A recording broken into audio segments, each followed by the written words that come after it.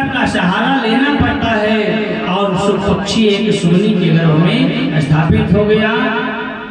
इधर एक बार की बात है, नारद जी महाराज गुणगान करते हुए, बीड़ा बजाते हुए भगवान के कैलाश पर्वत पर पहुंचे।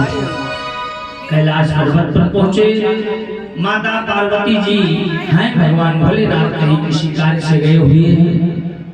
नारद जी पहुंचे, देवी जी से हाल चाल हुआ। उसके बाद नारद जी बैठ गए और माता जी ने कहा, माँ पार्वती ने कहा, कहो नारद इस समय कोई दिखाई नहीं पड़ रहे हो, क्या बात है, कहाँ रहते हो? नारद जी ने कहा, माता जी हमने आना जाना बंद कर दिया है। माता पार्वती ने कहा, क्यों? मैं कहाँ जाऊं, पृथ्वी पर तो अशांति फैली हुई है, अधर्म करने लगे हैं सब लोग। पृथ्वी वासियों, मृत्यु लोक के वासियों की दशा ऐसी है, हर कोई छल कर रहा है, किसी के अंदर प्रेम नहीं है, विश्वासघात कर रहा है सभी प्राणी। मैं ये सब दशा पृथ्वी लोक पर मैं गया था और मैं घूम कर मैं आया हूँ, वहाँ की दशा बहुत ही दयनीय है और मेरा मन नहीं लगता। मैं कहीं जाना नहीं चाहता, आना जाना हमने बंद कर दिया है। माता पार्वती ने कहा, नहीं नहीं ऐसी बात नहीं है, पृथ्वी पर ऐसा होगा लेकिन हमारे यहाँ ऐसा नहीं, हमारे पत्नी में बहुत प्रेम है, कोई धोखा कोई छल नहीं है। नारद जी कहने लगे, ठीक है, बहुत प्रेम है। हाँ बहुत प्रेम है, यहाँ तक कि भगवान हमारे स्वामी हमसे हर बात बताते हैं, कोई बात हमसे छिपाते नहीं है। अच्छा, नारद जी को मौका मिल गया। नारद जी ने कहा, ठीक है माता जी, अगर सब बात बताते हैं तो हमें एक छोटी सी बात बता दो आप। देवी जी ने पूछा, क्या बात है, पूछो नारद। कहा, माता जी भगवान भोलेनाथ जो अपने गले में मुंड की माला पहने हुए हैं, ये काहे की मुंड की माला है? केवल इसका उत्तर हमें दे दो, केवल यही उत्तर हमें चाहिए। आप कहती हो ना कि सब बात बताते हैं, तो हमें इसका उत्तर बताओ। और जैसे इतना कहा, माता पार्वती जी जाने तब तो बताओ, चुप रहो गई, कुछ न बोल पाई। और जब कुछ न बोल पाई, नारद जी हंसने लगे। नारायण नारायण, माता जी यही कहते हो कि हमारे पति में बहुत प्रेम है, कोई छल नहीं होता है हमारे पत्नी में। खैर हमसे क्या मतलब, नारायण नारायण कहते हुए करताल बीड़ा बजाते हुए नारद जी चले गए। और इधर माता जी उसी कैलाश पर्वत पर क्रोध की अवस्था में वहीं पर विराजमान। कुछ देर के बाद भगवान भोलेनाथ आए, नंदीश्वर से पूछा। नंदीश्वर ने कहा, माता जी यही कैलाश पर्वत पर हैं, कहीं देखिए प्रभु। गए तो कैलाश पर्वत पर एक किनारे एक चट्टान के पीछे माता पार्वती हमारे क्रोध से लेटी हुई विश्राम कर रही है, क्रोध से आंख लाल लाल की हुई है। भगवान भोलेनाथ पहुंचे, कहने लगे, देवी क्या बात है, आज क्रोधित क्यों हो, किसी ने कुछ कहा है, क्या हुआ तुम्हें? पूछने लगे। माता जी ने कहा, हे प्रभु आप हमसे छल करते हो, हमने आज जाना है, आप हमसे भी छल करते हो। कहा, आखिर बात क्या है, काहे को क्रोधित हो, बताओ तो कहा, क्या बताएं, तुम ये बात हमें अच्छी नहीं लगी, बहुत हर बात हमसे बताते हो, लेकिन ये बताओ कि आपके गले में मुंड की माला जो पड़ी हुई है, इसका रहस्य क्या है, ये हमें क्यों नहीं बताया? भगवान भोलेनाथ ने कहा, हे देवी ये बताओ, कहीं नारद जी तो नहीं आ गए थे? नारद जी तो नहीं आ गए थे। देवी जी ने कहा, हाँ नारद जी आए थे, और नारद जी ने तो हमें ये बताया है, अगर वो ना बताते तो मैं कैसे जान पाता? अच्छा। भगवान ने कहा, हे देवी हमारे गले में जो मुंड की माला है, यही प्रमाण है कि मैं तुमसे ज्यादा प्रेम करता हूँ।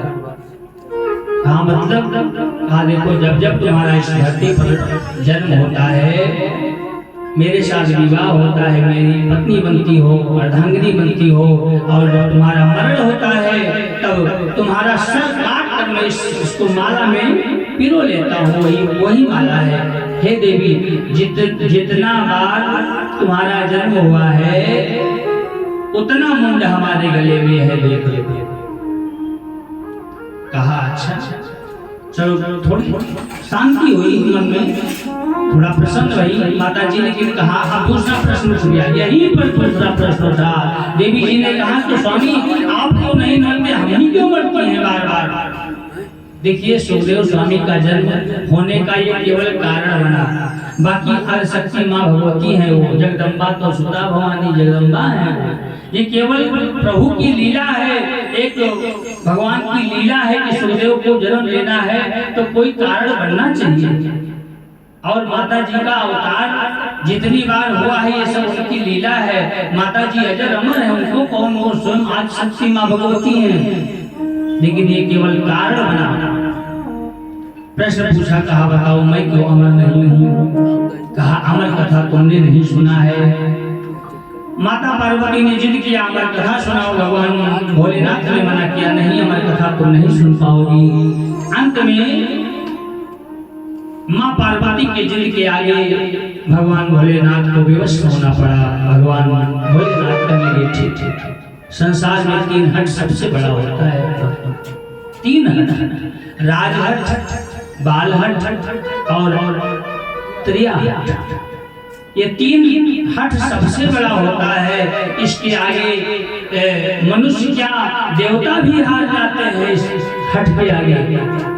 अगर कोई राजा है, कोई मंत्री है, कोई बड़ा आदमी है, अगर जिद कर ले किसी वस्तु को लेने का, अगर जिद कर ले तो उसको ले लेगा, चाहे धन से, चाहे बल से, चाहे जबरदस्ती ले।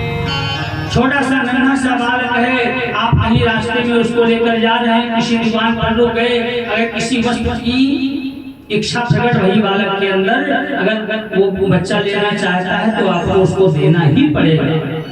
नहीं दोगे तब तक वो रोता रहेगा, करोगे क्या।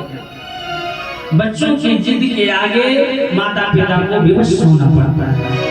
और तीसरा है स्त्रियों का हट। अगर स्त्रियां अपने जिद पर आ जाएं तो पुरुष क्या देवता भी हार जाते हैं। स्त्रियां हट सबसे बड़ा हट होता है।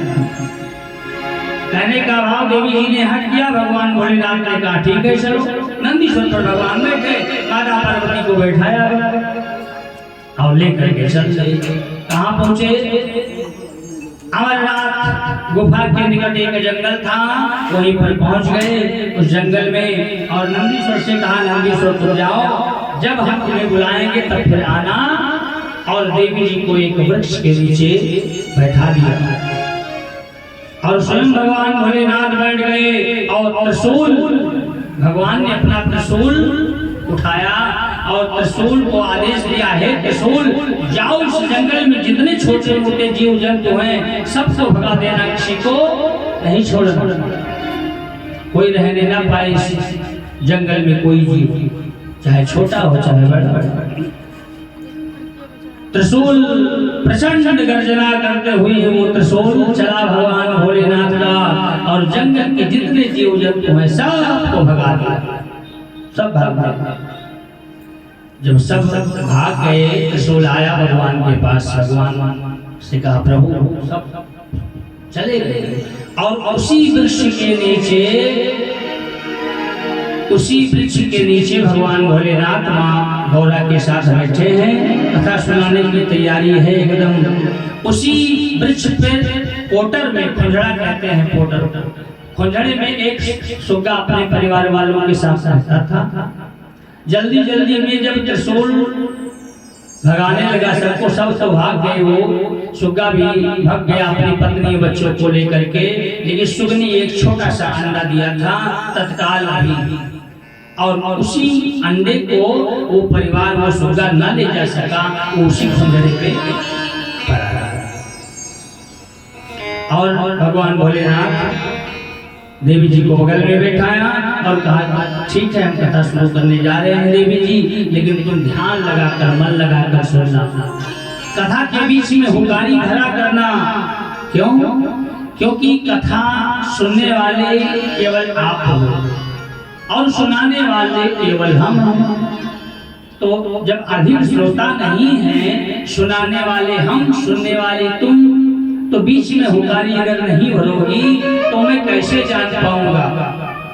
क्योंकि जब मैं कथा कहने लगता हूँ तो हम समाधि लग जाते हैं, हम समाधि में चले जाते हैं, भगवान के ध्यान में मग्न हो जाते हैं। देवी जी ने कहा ठीक है स्वामी, और भगवान भोलेनाथ ने शुरू कर दिया भगवान की अमर कथा को सुनना।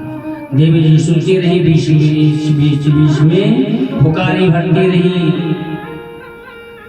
एक दिन बीत गया, 2 दिन बीत गया, एक दिन जैसे बीता, पवन का ऐसा झोंका आया कि वो जो अंडा फुलड़े में पड़ा था वो अंडा फूट गया।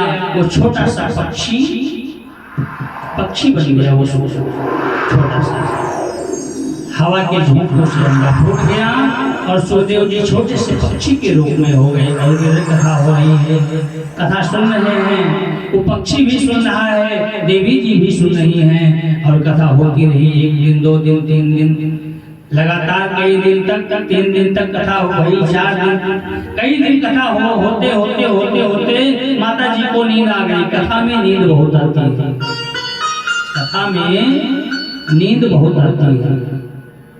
और जब कथा में नींद आती है इसीलिए तो बीच में वही भगवान के नाम का जयकारा बुलवाते हैं पंडित जी लोग, या राम संकीर्तन कराते हैं कि अगर आलस्य आ गया हो, निद्रा माता अगर आ गई हो आपके सर पर तो थोड़ी दूर चली जाए। इसीलिए बीच में संकीर्तन कराया जाता है, जयकारा बोला जाता है, क्योंकि कथा में नींद आती है। बहुत नींद आ गई देवी जी को, और भगवान भोलेनाथ कथा कह रहे हैं। वो पक्षी एक दिन कई दिन कथा सुनने के बाद उस पक्षी के अंदर ज्ञान आ गया। राधा रानी ने अपने वही वैकुंठ से ही उस पक्षी को सुनने समझने की शक्ति प्रदान कर दी, और वो पक्षी भगवान की कथा सुनता रहा। देखा पक्षी ने कि माता जी तो सो गई है और कथा अभी शेष बची है, अगर हम कथा के बीच में हुकारी न भरेंगे तो भगवान कथा बंद कर देंगे। अगर कथा बंद हो गई तो मेरा कथा सुनना अधूरा रह जाएगा। क्या करें? पार्वती जी की आवाज में, देवी जी की आवाज में वो पक्षी उसी पोटल से, उसी खुलने से हुकारी भरने लगा। भगवान भोलेनाथ आंख बंद किए हैं, कथा हो रही है, वो हुकारी भर रहा है देवी जी की आवाज में। ऊंचे पर्वत भोले बाबा बैठे आसन डाल, ऊंचे पर्वत भोले बाबा बैठे आसन डाल। अमर कथा जब लगे सुनाने, गौरा को त्रिपुरारी उमा के पड़ गए सोता, भूख रह दे रह दोता। उमा के पड़ गए सोता, भूख रह दे रह दोता।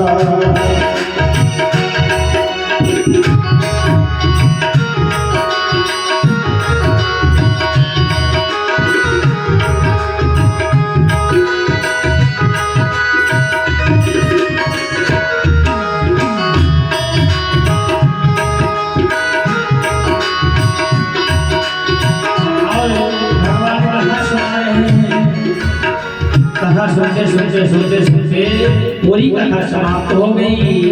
और जब कथा समाप्त हो गई, भगवान भोलेनाथ ने आँख खोला, आँख खोल करके भगवान के नाम का जयकारा लगाया। भगवान के नाम का जयकारा जैसे लगाया, बोलो विष्णु भगवान की, सच्चिदानंद भगवान की। और इधर माता जी की नींद खुल गई। जब नींद से गौरा जागी, जब नींद से गौरा जागी, मन सोच भयो अति भारी। नींद से गौरा जागी, मन सोच भयो अति भारी। और कहने लगी, अरे कथा सुनते सुनते मैं सो गई। और अपने स्वामी से कहा, हे स्वामी आधी कथा सुनी है हमने, आधी देव सुनाए। आधी कथा सुनी है हमने, आधी देव सुनाए। अमर कथा जब लगे सुनाने, गौरा तोत पुराण उमा के पड़ गए सोता, भूख रहते रहतोता। उमा के पड़ गए सोता, भूख रहते रहतोता। उमा के पड़ गए सोता, भूख रहते रहतोता। उमा के पड़ गए सोता, भूख रहते रहतो। बोले सूर्यदेव भगवान की, शंकर भगवान की, पार्वती मैया की। जब विनय किया स्वामी हमने अभी तो वहीं तक तो कथा सुनी है, अभी तो कथा बाकी है। कथा संपन्न हो गई। कहाँ कथा तो संपन्न हो गई। भगवान ने कहा ये बताओ तुम कहाँ तक सुनी हो। देवी जी ने जहाँ तक कथा सुना था वहां तक सुनाया, उससे आगे सुनाओ। कहा इसका मतलब तुम सो गई थी। ठीक है अगर तुम सो गई थी कोई बात नहीं, लेकिन कौन सा ऐसा जीव इस जंगल में है जो हमारे त्रिशूल के डर से भगा नहीं, छिपा रहा? कौन सा है? त्रिशूल लेकर भगवान भोलेनाथ दौड़े और नंदीश्वर को बुलाया और नंदी पर बैठा कर देवी जी को कैलाश पर्वत पर भेज दिया। और भगवान भोलेनाथ त्रिशूल लेकर उस जंगल में क्रोध से आंखें लाल लाल करते हुए उस जीव को ढूंढने लगे कि जिसने हमारी कथा को, अमर कथा को सुना है चोरी से। भगवान भोलेनाथ ने कहा अरे हमसे इजाजत तो ले लिया होता, पूछ तो लिया होता, कथा को सुना, चोरी से क्यों सुना? आज मैं उसको जिंदा नहीं छोड़ूंगा। त्रिशूल लेकर के दौड़े उस जंगल में ढूंढने लगे। वो छोटा सा बच्चा सुखदेव जी ने जैसे देखा भगवान भोलेनाथ आ रहे हैं त्रिशूल लेकर, अब मैं नहीं बचूंगा। अपना प्राण बचाने के लिए वो पक्षी उस खोजड़े से उड़ा। भाई प्राण सबको प्यारा होता है, कोई मरना नहीं चाहता। अपने को बचाने के लिए बहुत प्रयास करता है व्यक्ति। कोई मरना चाहता है क्या? हर कोई चाहता है कि मैं जिंदा रहूं, मैं मरूं। भले वो कहता रहे कि मेरी मौत ना जाने कहाँ है, आ जाए, लेकिन अगर मौत सामने आ जाए तो मरना नहीं चाहता। कोई मरना नहीं चाहता।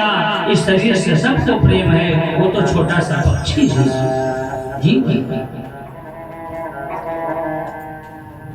एक माता जी थी, बहुत वृद्ध अवस्था में थी। एक छोटी माता जी एक बार जंगल में गई और वहां लकड़ी इकट्ठा किया, बीन करके लगभग 80 साल की उम्र होगी। वो माता जी ने लकड़ी जंगल में इकट्ठा किया, एकदम दुर्बल अवस्था, शरीर में तनिक भी बल नहीं। लकड़ी को इकट्ठा किया, गट्ठर बांध कर तैयार किया और उठा करके मस्तक पर रखा सर पर और लेकर के थोड़ी दूर चली। और जैसे थोड़ी दूर चली तो काफी वजन था उस लकड़ी का, सह न सकी और वो बुढ़िया माता उस लकड़ी का गट्ठर पटक दिया, बैठ गई। फिर कुछ देर सुताने के बाद फिर उठा लिया, फिर अपने सर पर रखा, फिर थोड़ी दूर गई, फिर उसको पटक दिया। कहने का मतलब शरीर में जब बल नहीं है, दुर्बल अवस्था में 80 साल की अवस्था है, क्या करें? बार बार उठाने का प्रयास करती है, तीसरी बार, लेकिन वो उठता नहीं है, भारी है। बहुत परेशान रही और पसीना आ गया। बुढ़िया माता कहने लगी ना जाने हमारी मौत कहाँ है, आ जाती तो हमको ले जाती। इस वृद्धावस्था में ये बताओ लकड़ी का गट्ठर भी नहीं उठता, बताओ शरीर में बल ही नहीं है, न जाने कहाँ मौत है हमारा आ जाए। भाई आदमी ज्यादा परेशान होता है तो वो कहता है ना पता नहीं कहाँ भगवान की हैरान है, कागज हमारा मौत आई जाती चल जाए। बस क्या हुआ, इतना जैसे कहा बुढ़िया माता ने, एक मौत आ गई सामने, साधारण रूप में सामने आ गई और कहने लगी। मौत ने कहा हे माता जी काहे को याद किया, मैं आ गई हूँ बताओ। कहा तुम कौन हो? कहा मैं इतनी देर से तुम बुला रही हो, कहती हो कौन हो? कहा कौन हो बताओ तो, हमने पहचाना नहीं। कहा मैं तुम्हारी मौत हूँ, इतनी देर से बुला रही थी, मैं आई हूँ सामने। बुढ़िया माता बहुत चालाक नहीं भैया, तुरंत जो है बात बदल दिया। बुढ़िया माता ने कहा हे मौत, तुमको का घर बनाना है, ये लकड़ियाँ उठवा के हमने मुड़े उठवाए दो है कि बहुत गलू है, काम उठाए नहीं भाई से, यह का घर से बनाना है, हम इनाई कही थे हमें लेके चलो, एक घर से नहीं बनाना है। कहने के मतलब वो 80 साल की बुढ़िया माता को भी अपना प्राण प्यारा है, वो तो एक पक्षी है, भगा अपना प्राण बचाने के लिए वो, और भागता भागता जा रहा है भगवान पीछे। त्रिशूल जी दौड़ रहे हैं, दौड़ते दौड़ते कहाँ जाए वो सुगे का बच्चा कहाँ पहुंचा? बद्रीनाथ धाम माँ सरस्वती नदी के तट पर व्यास जी महाराज का सुंदर आश्रम बना हुआ है, व्यास गुफा बना हुआ है। गुफा के निकट पहुंचा और तब तक भोलेनाथ एकदम पीछे पहुंच गए, मारने वाले ही हैं। उसी समय उस सुगे का बच्चा पहुंचा जब नदी के किनारे आश्रम के निकट, तो क्या देखा? प्रातः काल का समय है, प्रातः काल का समय है। व्यास जी महाराज की पत्नी जिनका नाम आरणी माता है, आरणी माता उस सरोवर में सरस्वती नदी में स्नान करके और सूर्य भगवान को जल अर्पित कर रहे हैं, सूर्य भगवान को जल अर्पित कर रहे हैं। उसी समय संयोग की बात, समय की बात, आरणी माता को जम्हाई आ गई, और जब जम्हाई आ गई तो मुंह काफी खुल गया, क्योंकि व्यक्ति का मुंह जब जमाई जाती है तो बहुत बड़ा खुल जाता है। मुंह खुल गया तो सुगे का बच्चा सोच रहा है मैं कहाँ छिपूं। तब तक राधा रानी ने तुरंत उस पक्षी को आदेश दिया, सुदेव चले जाओ, इसी के मुंह में चले जाओ, यहीं सुरक्षित रहोगे और कहीं तुम सुरक्षित नहीं रह सकते हो। वो सो पक्षी व्यास पत्नी आरणी माता के मुंह में प्रवेश करके उधर में चला गया और एक गर्भ के रूप में, बालक के रूप में परिणित हो गया। तब तक उनका मुंह बंद हो गया। शंकर भगवान पहुंचे, व्यास जी के आश्रम पर पहुंचे, प्रणाम किया, क्रोध से आंखें लाल लाल किए देखा भगवान व्यास जी ने। कहा प्रभु आप काहे इतना क्रोधित हैं, क्यों क्रोधित हैं, बताइए कारण क्या है।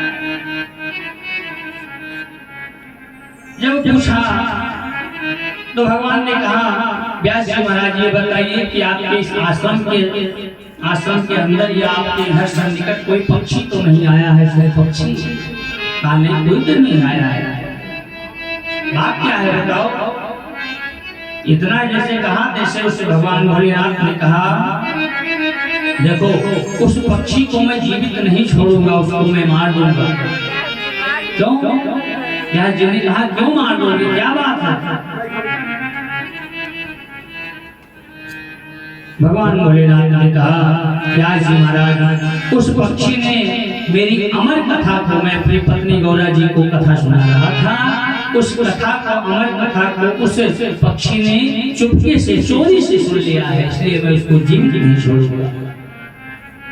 भगवान व्यास जी कहने लगे हे प्रभु भोलेनाथ, आपका नाम भोलेनाथ है, आप भोले भी हो, बड़े उदार हो, आप ये क्यों नहीं समझते कि अमर कथा को उस पक्षी ने सुन लिया है, और अमर कथा सुनने वाला प्राणी अमर हो जाता है ना। भगवान ने कहा हाँ सो तो है। तो कहा जब आपकी अमर कथा को उस पक्षी ने सुन ही लिया है तो वो अमर नहीं हो गया, अब उसको आप मार पाएंगे? जो एक बार अमर हो गया उसको ब्रह्मा विष्णु महेश कोई नहीं मार सकता। तो आप विचार करिए कि उसको आप मार पाएंगे? आपके मरने से वो मरेगा। भगवान भोलेनाथ ने कहा ये तो बात सही है। व्यास जी ने कहा आखिर कथा उसने सुना तो, चाहे चोरी से सुना चाहे सामने बैठकर सुना, आखिर कथा तो सुना। भगवान को याद हुआ कि चलो ये तो बात सही है।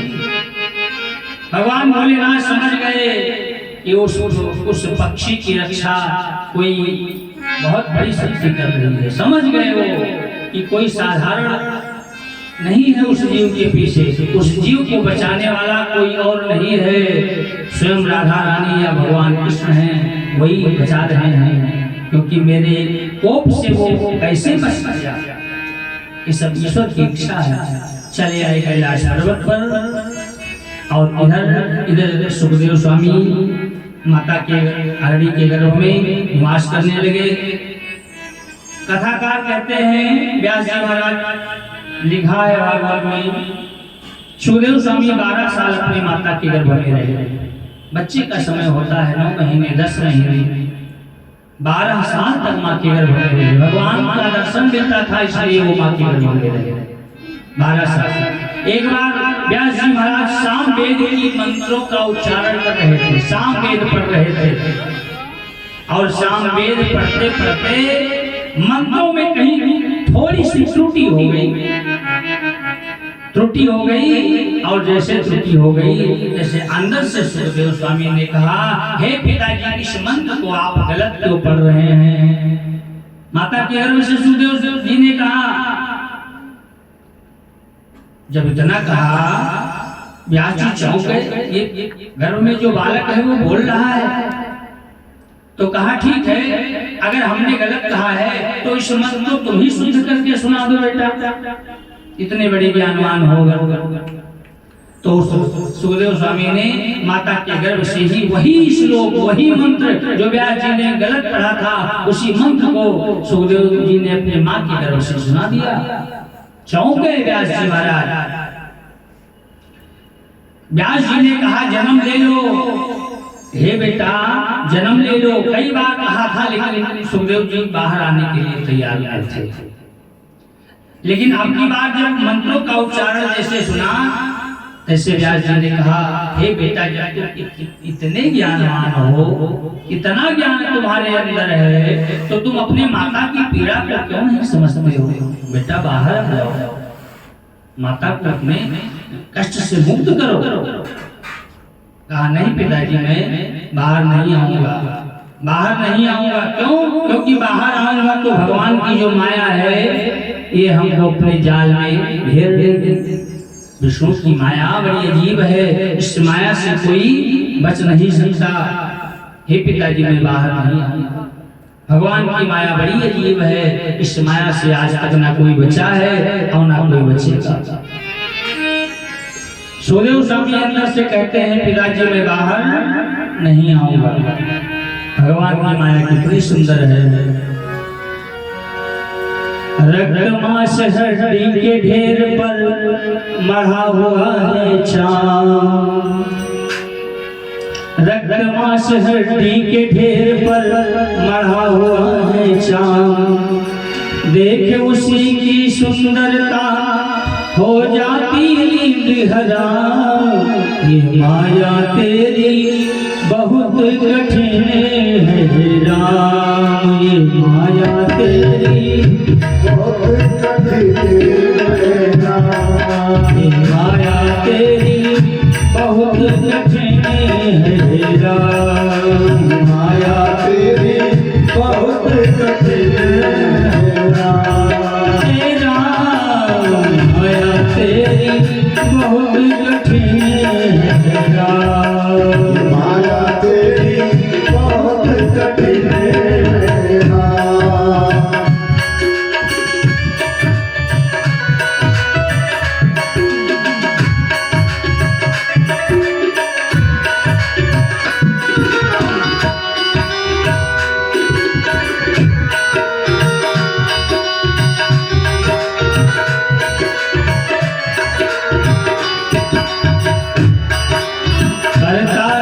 विरोध क्रोध का कहता बुरा परिणाम, विरोध क्रोध का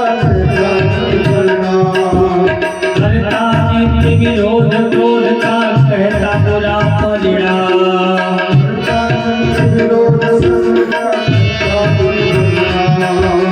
होता क्रोधित स्वयं तो होती वाणी बिना लगाम, होता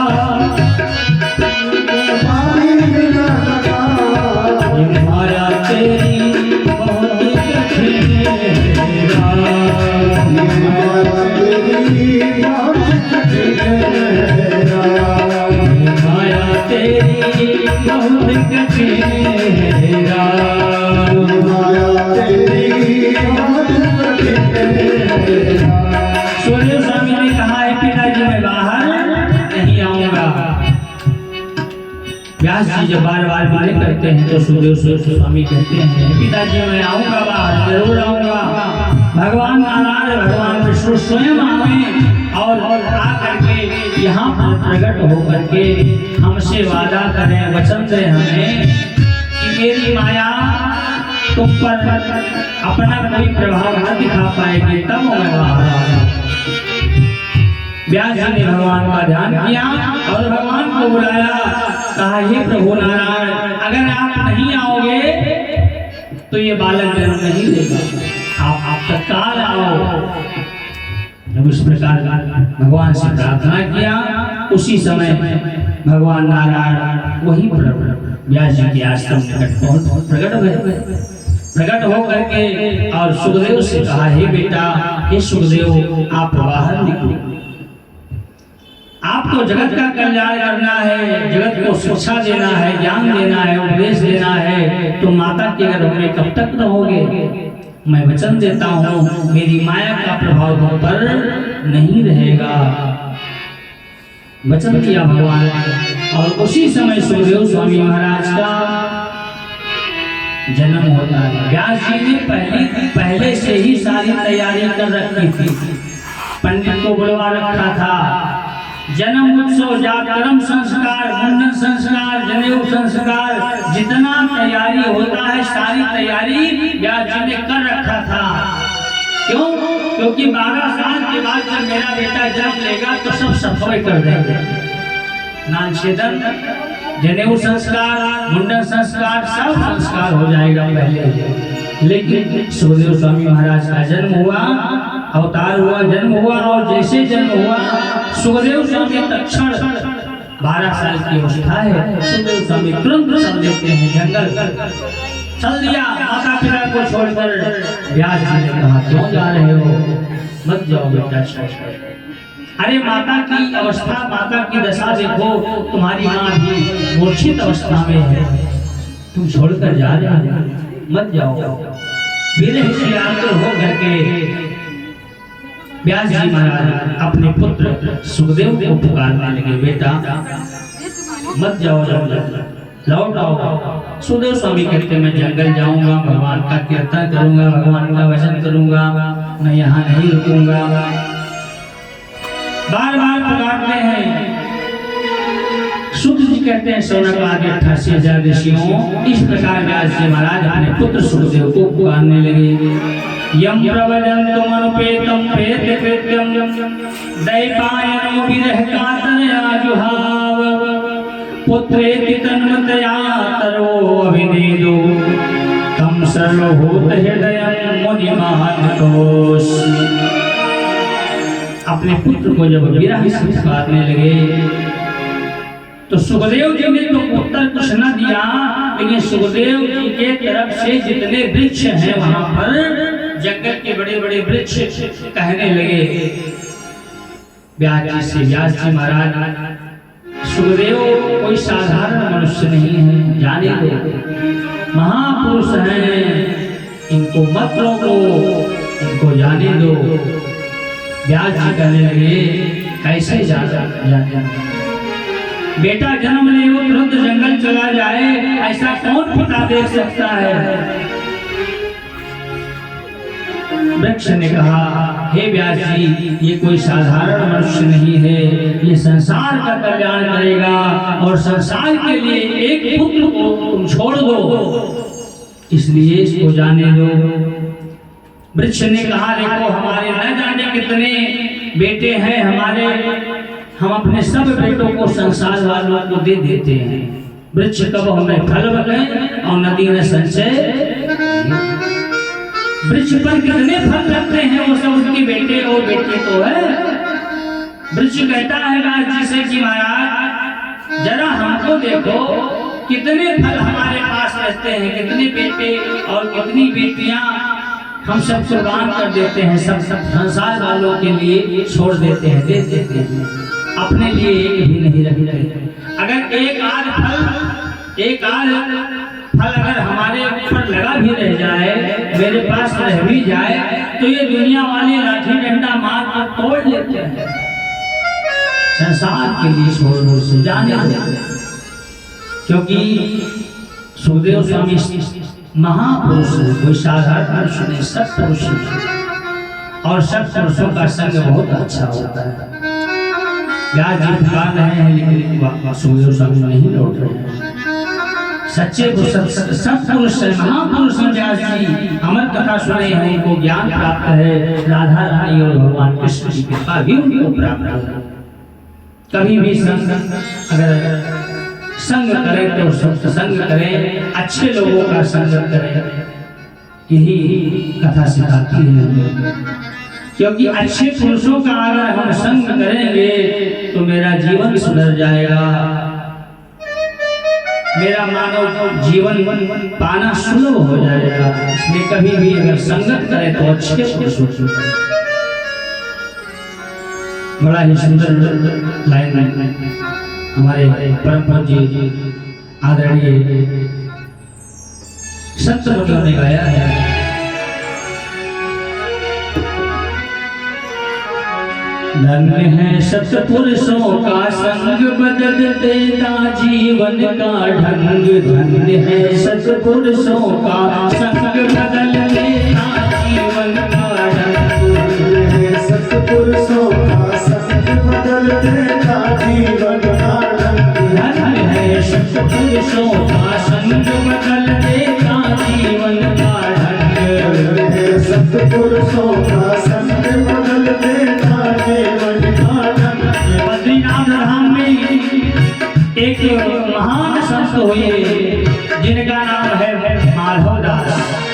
संत माधवदास बड़े संतोषी थे, भिक्षा मांगते थे, लेकिन एक घर में केवल जाते थे। एक छोटे मोटे मंदिर, छोटा मंदिर था, और उसी मंदिर के पुजारी थे संत माधवदास।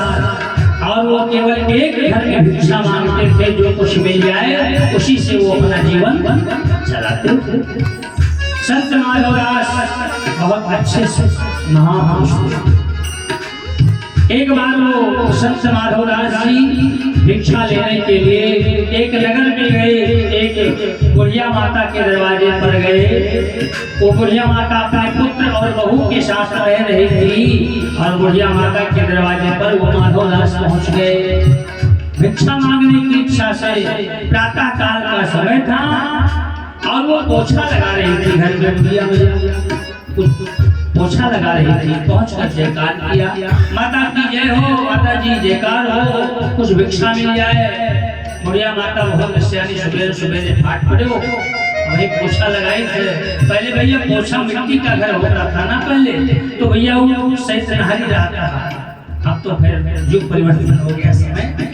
पहले मिट्टी का घर होता, मिट्टी की जमीन होती थी, एक बहुत बड़ा बर्तन में वो सैतनहारी बनाकर रखती थी माताएं बहनें, और उसी से पूरे घर का पोछा लगा, मिट्टी से उसको ढीक करके पोछा लगाती थी। और वो उसमें एक कपड़ा डाले रहते थी, वो कपड़ा उसी में रहता, उसको कभी धोया नहीं जाता था।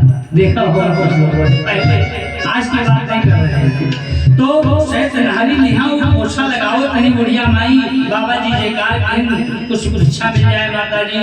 बहुत सियानी बुढ़िया मैया, क्योंकि भगवान पर से उनका विश्वास उठ चुका था। क्यों? 12 साल हो गया था, और बहू बेटा दोनों घर में थे, लेकिन कोई संतान नहीं। और इसीलिए विश्वास उठ गया था।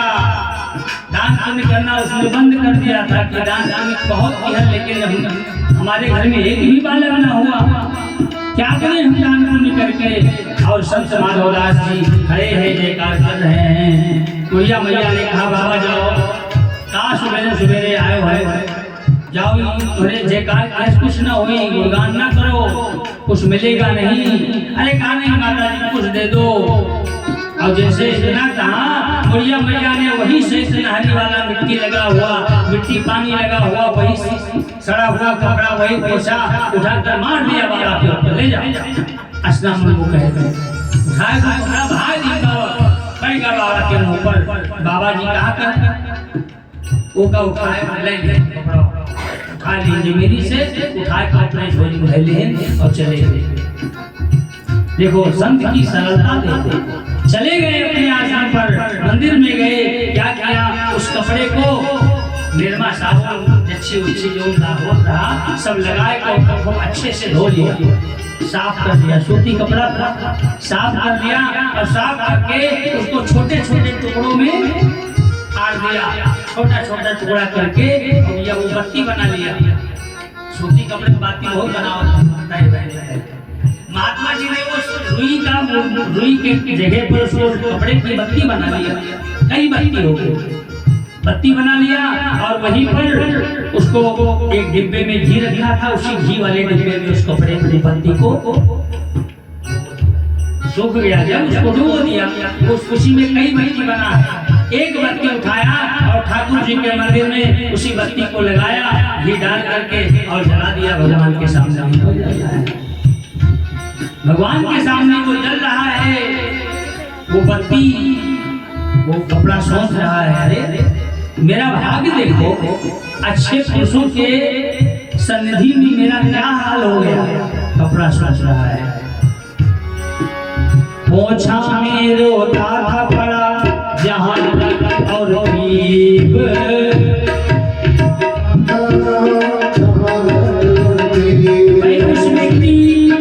हरी में जो कपड़ा पड़ा रहता है उसको कभी छाटा नहीं जाता था। अच्छा पोछा लगाते समय जब कपड़े में पोछने लगो जमीन को, ना जाने कितने कीड़े मकोड़े मर भी जाते हैं कच्ची जमीन में, तो कपड़ा सोचता है कि उस खानी में मैं पड़ा था कि जहाँ रक्त और पीप छोटे छोटे जानवरों का था। पोछा में रोता था पड़ा जहाँ रक्त और पीप, पोछा में रोता था शौके में पोछा जाता था मरते जा पोछियो, शौके में पोछा जाता था मरते जा पोछियो। और कहने लगा, सोचने लगा वो कपड़ा आ गया था जीवन से दंग, धन है सतपुरुषों का संग, आ गया जीवन से दंग, धन है सतपुरुषों का संग।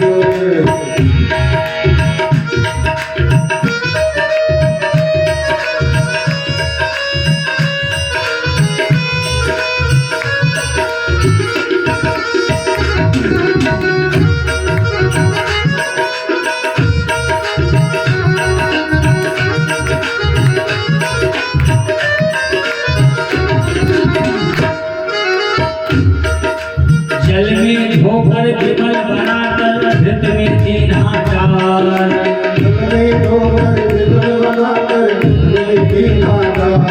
उस कपड़े के भाग देखो भक्तों, जल में धोकर विमल बनाकर धृत में तीन आकार, जल में धोकर विमल बनाकर धृत में तीन आकार। इसी तरह हर मंदिर पहुंचा, इसी तरह हर मंदिर पहुंचा देखा ठाकुर का, इसी तरह हर मंदिर पहुंचा देखा ठाकुर का, और बन गया पूजा का हर ढंग, धन है सतपुरुषों का संग, पूजा का हर ढंग, धन है सतपुरुषों का संग।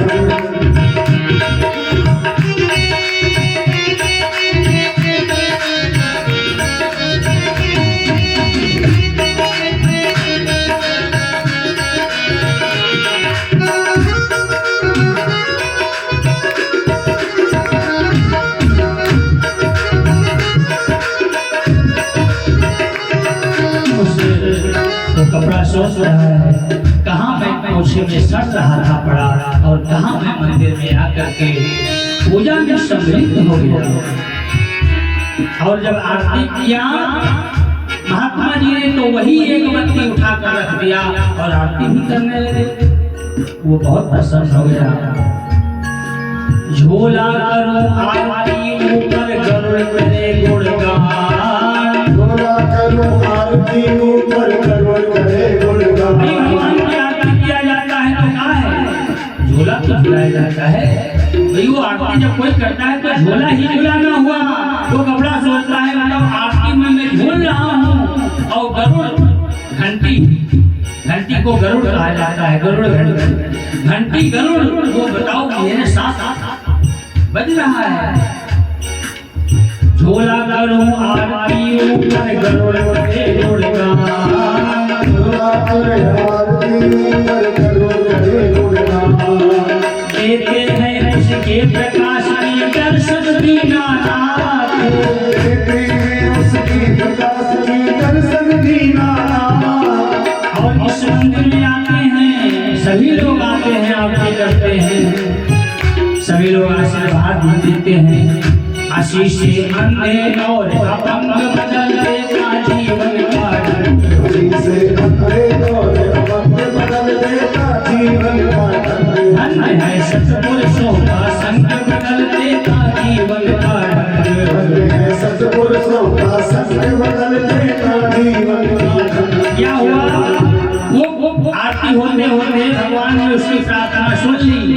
भगवान ने उस बुढ़िया मैया की प्रार्थना को स्वीकार कर लिया और उसकी बहू गर्भवती भई।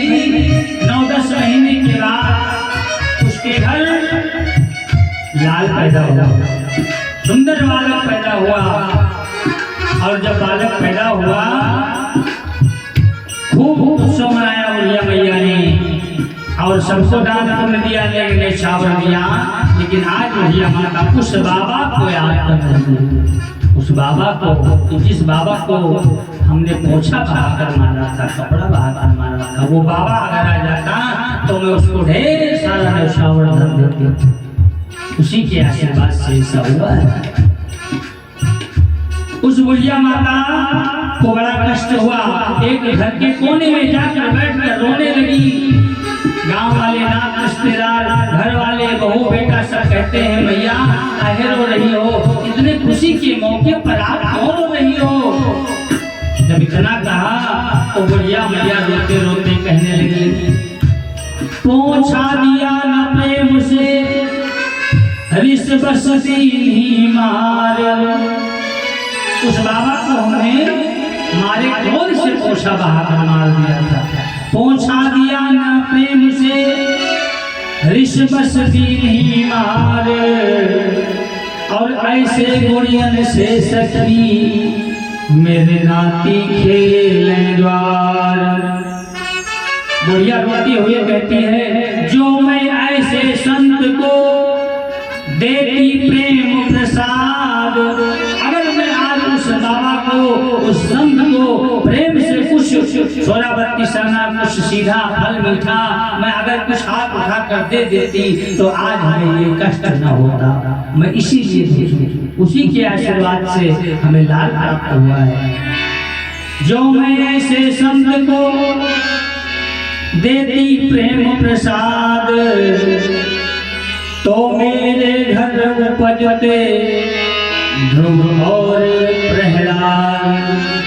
इसीलिए मैं रो रही हूँ कि को बाबा आ जाता तो मैं उसे क्षमा मांगती, प्रणाम करती, उसको दान पुण्य करती। आया बहुत पान किया, वो कोई साधारण संत नहीं थे, महापुरुष थे।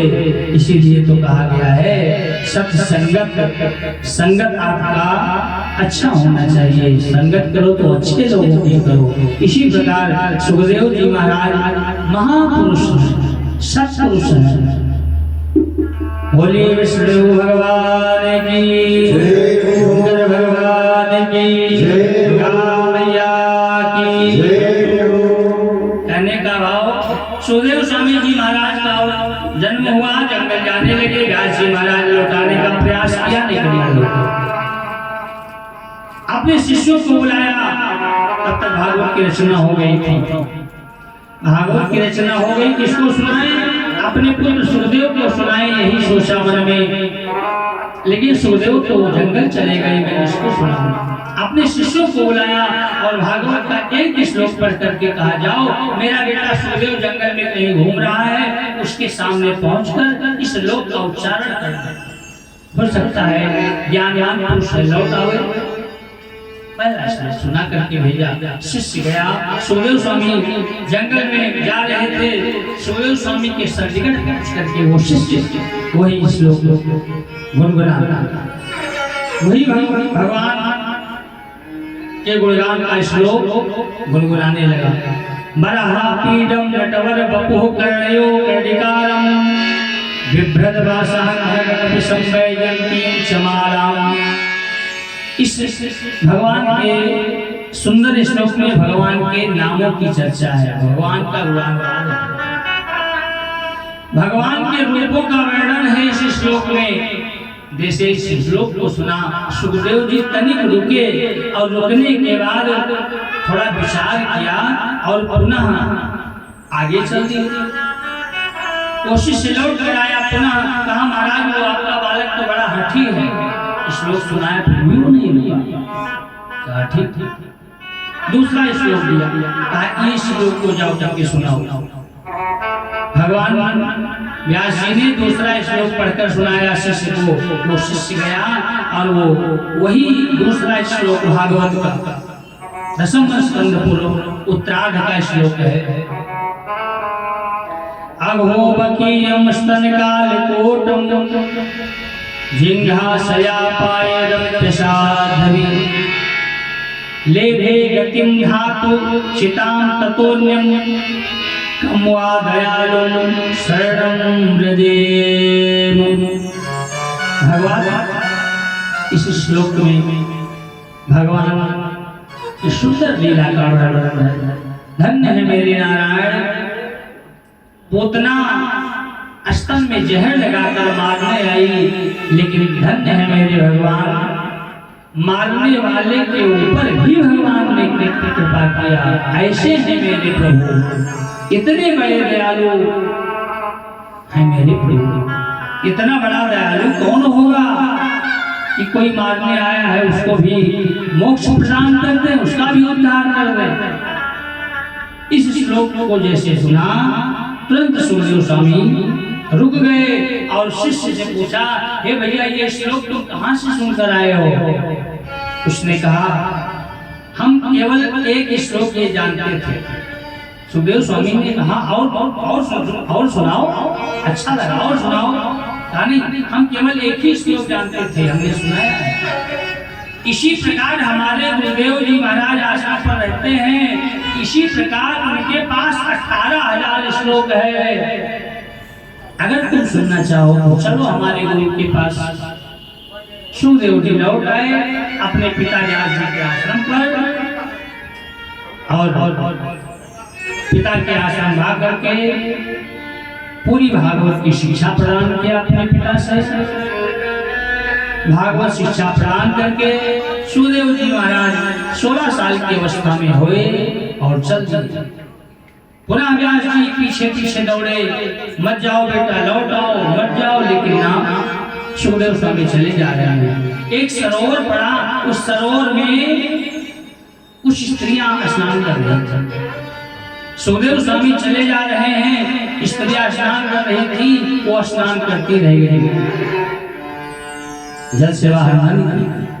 और पीछे पीछे कुछ देर के बाद उसी रास्ते से व्यास जी महाराज जब गए तो स्नान करती हुई स्त्रियां मारे शर्म के, मारे लज्जा के सब स्त्रियां आई बाहर और अपने अपने वस्त्र को पहन लिया। व्यास जी ने कहा, हे देवियों, ये बताओ, मैं अवस्था हमारी बूढ़ी है, वृद्धावस्था में मैं हूँ, इतनी उम्र हमारी हो गई है, मेरे सामने तुम लज्जा कर रही हो, और अभी कुछ देर पहले मेरा बेटा जो 16 साल की अवस्था में है वो इसी मार्ग से गया है, तुम लोगों को लज्जा नहीं आई? जिससे ले जाना चाहिए उससे तुम नहीं ले जाई, हमसे ले जा रही हो। स्त्रियों ने सुंदर जवाब दिया, हे महाराज व्यास जी, आपको ज्ञान है कि स्त्री पुरुष क्या होता है, लेकिन हे महाराज, आपका जो पुत्र है सुखदेव, उसको ये भी ज्ञान नहीं है कि स्त्री क्या है और पुरुष क्या है। तो जिस व्यक्ति को ये ज्ञान ना हो, जिस पुरुष को ये ज्ञान ना हो कि स्त्री पुरुष में भेद क्या है, अंतर क्या है, स्त्री पुरुष का जिसको ज्ञान ना हो, उसके सामने कैसी लज्जा। महर्षि वेदव्यास जी आश्चर्य कर चल जाए अपने आश्रम पर। इस प्रकार सुखदेव स्वामी महाराज का जय। बोलिए सुखदेव जी महाराज की, विष्णु भगवान की, हनुमान जी महाराज की। और इधर अब राजा परीक्षित जी महाराज का जन्म कैसे हुआ, आइए हम सभी भक्त भगवान के नाम का संकीर्तन 2-4 बार करें और पश्चात राजा परीक्षित जी महाराज की जन्म की कथा संक्षेप में, क्योंकि कथा बहुत लंबी है। हरिहरंत हरि कथा नाता, कितनी कथा कही जाए। ये कथा श्रीमद् भागवत महापुराण की अथाह सागर है, और सागर में जब डूबने लगो तो आप डूब ही जाओगे। इतनी सुंदर सुंदर कथा है। आइए भगवान के नाम का संकीर्तन करें और पश्चात भगवान की पूर्ण कथा। बोलो विष्णु भगवान की, शंकर भगवान की, दुर्गा मैया की। हरे राम राम राम सीता राम राम राम। हरे राम राम राम सीता राम राम राम। हरे राम राम राम सीता राम राम राम। हरे राम राम राम सीता राम राम राम। सीता राम राम राम राधे श्याम श्याम श्याम। सीता राम राम राम राधे श्याम श्याम श्याम। हरे राम राम राम सीता राम राम राम। सीता राम राम राम।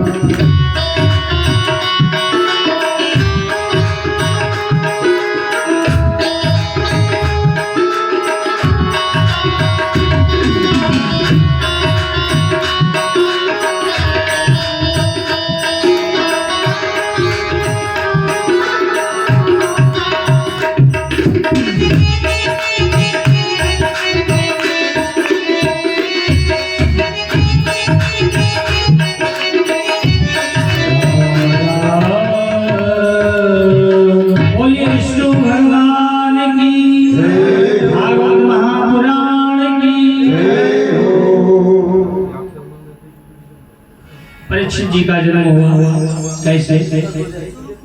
महाभारत की कथा से जुड़ा हुआ ये रहस्य है, बड़ी ही सुंदर कथा है। महाभारत का युद्ध हुआ, सब लोग जानते हैं, सभी को जानता है।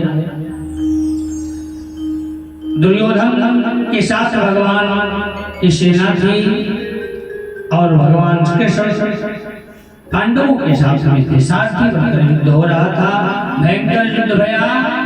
99 कौरव मारे गए, 99 कौरव मारे गए, केवल अकेला एक दुर्योधन बचा। राजा धृतराष्ट्र के 100 पुत्र थे, दुर्योधन को लेकर के 99 मारे गए और जो दुर्योधन बचा, उस दुर्योधन की जंघा पर भीम ने ऐसा प्रहार किया, उसकी जंघा को तोड़ दिया, जंघा टूट गई। घायल अवस्था में दुर्योधन पड़ा है, रण क्षेत्र में घायल अवस्था में पड़ा है। और उसी समय दुर्योधन का मित्र था जिसका नाम अश्वत्थामा था, गुरु द्रोणाचार्य का पुत्र था, नाम था अश्वत्थामा। अश्वत्थामा ने जब देखा कि मेरे मित्र दुर्योधन के जंघे को तोड़ दिया है भीम ने, दुखी भया, क्योंकि मित्र है, सच्चा मित्र है दुर्योधन का। और सच्चा मित्र वही होता है जो मित्र के दुख में जरूर आवे, दुख में जरूर आवे। सुख में वो भले ना पावे, लेकिन जब मित्र के ऊपर कोई संकट आवे, कोई दुख आवे, तो अपने मित्र का हाल चाल लेने जरूर आवे। ऐसी मित्रता होनी चाहिए। मिलने आया दुर्योधन, घायल अवस्था में पड़ा है। अश्वत्थामा पहुंचा, कहने लगा, हे राजा दुर्योधन, हमारे लिए कोई आदेश? क्या करना है हमें बताओ, मैं क्या करूं, आपका सहायता मैं कैसे करूं, आपकी मदद मैं कैसे करूं, मैं जिस लायक हूं आपके सामने प्रस्तुत हूं, आप हमें आदेश दो। दुर्योधन दुखी मन से कहने लगा, हे अश्वत्थामा, हे मेरे प्यारे मित्र, हमें केवल एक बात का कष्ट है, एक बात का दुख है, हम 100 भाई थे और 99 मारे गए, अकेले मैं बचा हूं और पांडव के 5 पुत्र थे, केवल पांडव, वो 5 में से 5 के सुरक्षित हैं, हमें केवल इस बात का कष्ट है, यही दुख है। अश्वत्थामा ने कहा, बस इतनी बात, घबराओ नहीं, मैं वादा करता हूँ, मैं वचन करता हूँ, वचन देता हूँ कि आज ही रात में मैं 5 पांडवों का सर काट कर लाऊंगा और आपके सर पर रख दूंगा। वचन दे दिया दुर्योधन को। दुर्योधन को थोड़ी खुशी हुई, चलो कम से कम मेरा मित्र है, मदद करने आया तो है। दुर्योधन ने कहा, नहीं, 5 को न मार पाओ कोई बात नहीं, तुम एक को मार दो केवल, बस कहने नहीं, मैं 5 को मारूंगा। वचन दे करके वो अश्वत्थामा चला गया और उसी रात्रि भगवान कृष्ण ने समझ लिया, अश्वत्थामा के प्रण को जान गया, भगवान कृष्ण जान गए और भगवान कृष्ण ने 5 पांडवों को अपने पास सलाह विचार विमर्श करने के लिए बुला लिया। उसी रात जहां पांडव विश्राम करते थे, वहां द्रौपदी के 5 पुत्र गए और भोजन इत्यादि करके विश्राम करने लगे। आधी रात के बाद वो आया अश्वत्थामा और पांडव समझ करके द्रौपदी के 5 पुत्र जो उन्हीं के समान थे, पांडव के समान ही थे, वो 5 सर काट लिया और काट करके बांध लिया, एक कपड़े में बांध करके, और प्रातः काल होते होते ब्रह्म मुहूर्त में वो पहुंच गया दुर्योधन के पास और कहा, देखिए हे मेरे मित्र, हमने वादा किया था, वचन दिया था, तो हमने अपना वचन पूरा किया, ये देखो हम 5 पांडवों का सर काट कर ले आए हैं।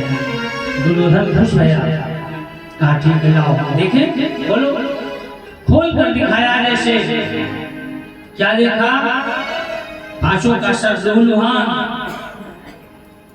दुर्योधन ने कहा ठीक है अश्वत्थामा, एक काम करो कि इसमें भीम का जो है मस्तक हमें दो, भीम का सर, और भीम का सर उठा करके अश्वत्थामा ने जैसे दुर्योधन के हाथ में दिया, दुर्योधन ने उस भीम के सर को हाथ में पकड़कर और जैसे थोड़ा सा बल प्रयोग किया, थोड़ा सा दबाया, टूट गया, उसे कांच टूट गया, कांच के टुकड़े की भांति वो सर टूट गया और जैसे टूट गया तैसे दुर्योधन वहीं पर अपना माथा पटक करके और विलाप करने लगा, अरे अश्वत्थामा तूने क्या किया, अरे ये द्रौपदी के 5 पुत्र को तूने मार दिया, अरे ये पांडव नहीं, द्रौपदी के 5 पुत्र हैं जो पांडव के समान ही रूप में हैं।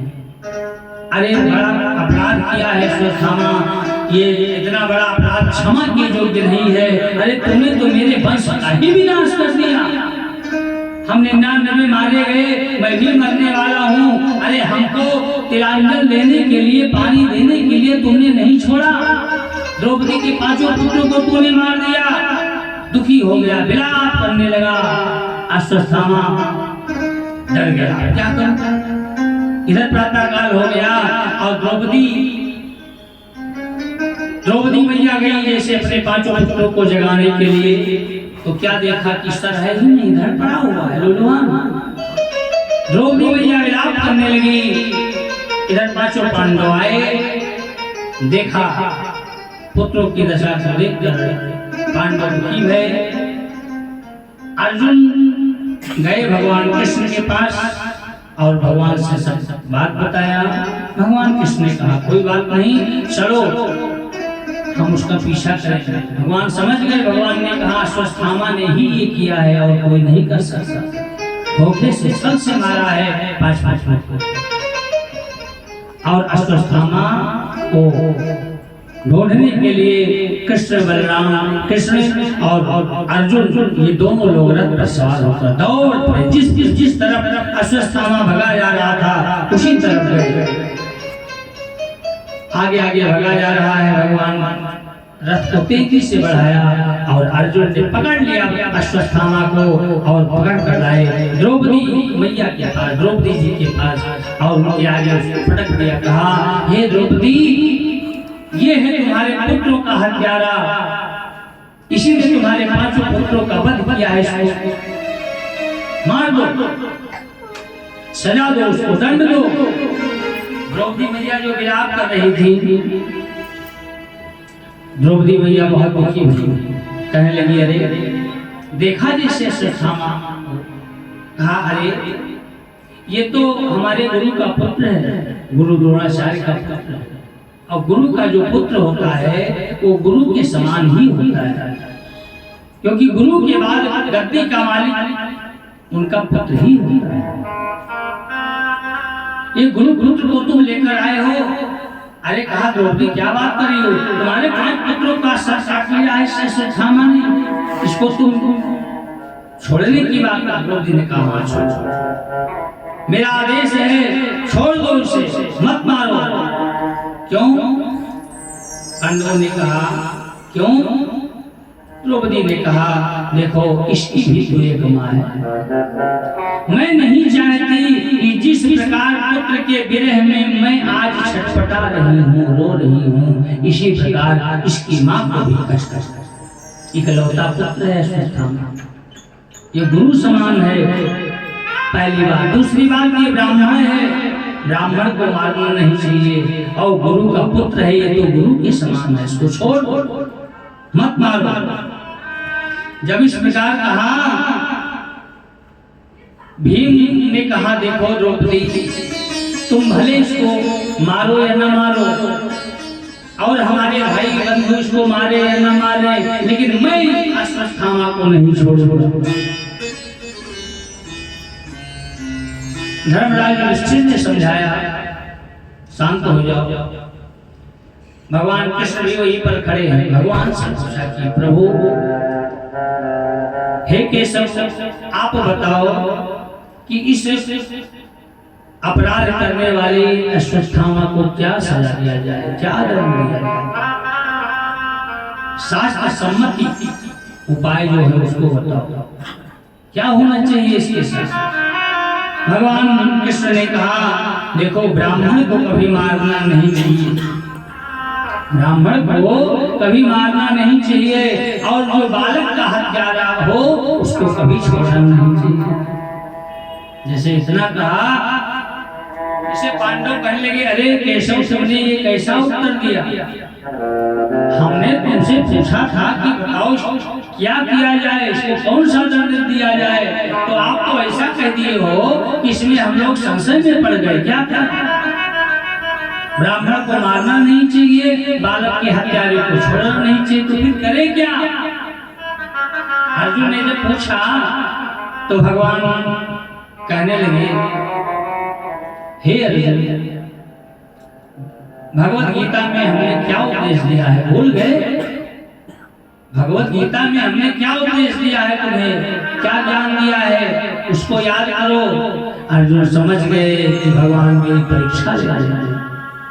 बस अर्जुन समझ गए। अर्जुन ने क्या किया, उस अश्वत्थामा को क्रूर कर दिया, क्रूर कर दिया, अपमानित कर दिया, और उसके मस्तक पर एक मणि थी, जिस मणि के प्रभाव से वो बहुत बलशाली था अश्वत्थामा, उसके मस्तक को अपने बाण से खोद करके उस मणि को निकाल लिया, उसको छत बिछत करके उसको क्रूर करके उसको छोड़ दिया पानी में। अश्वत्थामा बहुत क्रोधित भया, पांडवों ने मेरी ये दशा की है। अश्वत्थामा के मस्तक को खोलकर मणि निकाल लिया। अश्वत्थामा का एक स्थान बना है, वहाँ अश्वत्थामा का मस्तक आज भी खुदा हुआ है, और अश्वत्थामा के मस्तक से कीड़े मकोड़े निकले करते हैं अभी, एक स्थान है, कहीं याद नहीं आ रहा है, और सुंदर स्थान है। अश्वत्थामा का चित्र बाकायदा मूर्ति उनकी बनी हुई है। उसके मस्तक से छोटे छोटे नन्हे नन्हे कीड़े निकल रहे हैं आज भी। अश्वत्थामा को भी भया कि हमको अपमानित किया है पांडवों ने, मैं वंश को नहीं छोड़ूंगा, इनका वंश में विनाश कर दूंगा। वो अश्वत्थामा क्रोधित होकर के अभिमन्यु की पत्नी उत्तरा जो गर्भवती है, अभिमन्यु तो महाभारत में मार दिया गया, चक्रव्यूह में उसकी पत्नी गर्भवती थी। समय पूरा होने वाला था, उसी समय अश्वत्थामा गया और ब्रह्मास्त्र का प्रयोग किया। ध्यान करके ब्रह्मास्त्र का प्रयोग किया और कहाँ किया, संधान करके संकल्प करके और उत्तरा के गर्भ पर उसको छोड़ दिया। ब्रह्मास्त्र को छोड़ दिया। अच्छा, गुरु द्रोणाचार्य अपने पुत्र अश्वत्थामा को सब विद्या सिखा गए थे। ब्रह्मास्त्र को छोड़ना सिखाया था, लेकिन लौटाना नहीं सिखाया था। अर्जुन को भी सिखाया था गुरु द्रोणाचार्य ने कि ब्रह्मास्त्र का प्रयोग कैसे किया जाता है, लेकिन उनको अर्जुन को लौटना छोड़ना दोनों तरफ से सिखाया था। दोनों बात बताई थी, दोनों विद्या उनको प्राप्त थी। और उनका पुत्र जो अश्वत्थामा था उसको केवल यही ज्ञान था कि ब्रह्मास्त्र को कैसे छोड़ा जाता है। छोड़ दिया। उत्तरा के गर्भ पर जब ब्रह्मास्त्र का असर हुआ, गर्भ में वो छटपटाने लगी, दुख से व्याकुल हो गई उत्तरा। उसी समय कृष्ण रथ पर बैठ करके जाने वाले थे द्वारिका। उसी समय जैसे गर्भ को कष्ट हुआ, माता उत्तरा दौड़ी दौड़ी आई और भगवान कृष्ण के पास पहुंचकर पाहि नाम प्रभु, पाहि नाम, मेरी रक्षा करो प्रभु, हमें बचाओ। क्या हुआ देवी? कहा अश्वत्थामा ने हमारे गर्भ को नष्ट करने के लिए ब्रह्मास्त्र का प्रयोग किया। हे प्रभु, आप रक्षा करो, जैसे आपने माँ द्रौपदी की लाज को बचाया है और पांडवों के साथ सारथी बनकर युद्ध करके महाभारत का युद्ध जिताया है, उसी प्रकार हे केशव, हे मोहन, हमारे गर्भ की रक्षा करो। उसी समय भगवान कृष्ण खड़े हैं। कहा ठीक है। दुख से आतुर होकर के विरह से वो उत्तरा कहने लगी, हे प्रभु, हे श्याम, रक्षा करो हमारे गर्भ की। बांके बिहारी जी दूर करो दुख मेरा, बांके बिहारी जी दूर करो दुख मेरा, बांके बिहारी जी दूर करो दुख मेरा, बांके बिहारी जी दूर करो दुख मेरा, दूर करो दुख मेरा प्रभु जी, दूर करो दुख मेरा प्रभु जी, दूर करो दुख मेरा गिरवरधारी, दूर करो दुख मेरा गिरवरधारी, दूर करो दुख मेरा।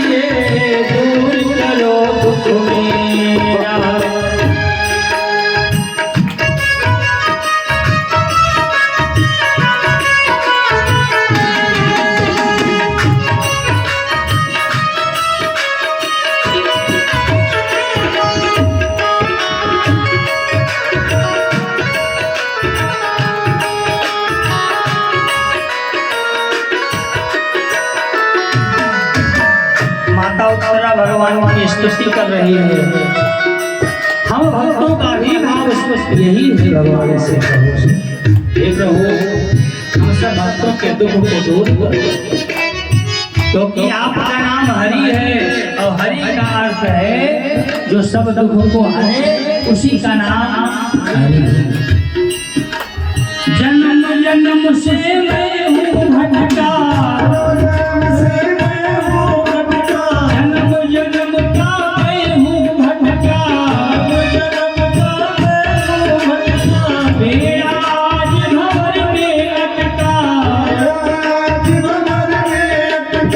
पार करो बनवारी रे, दूर करो दुख मेरा,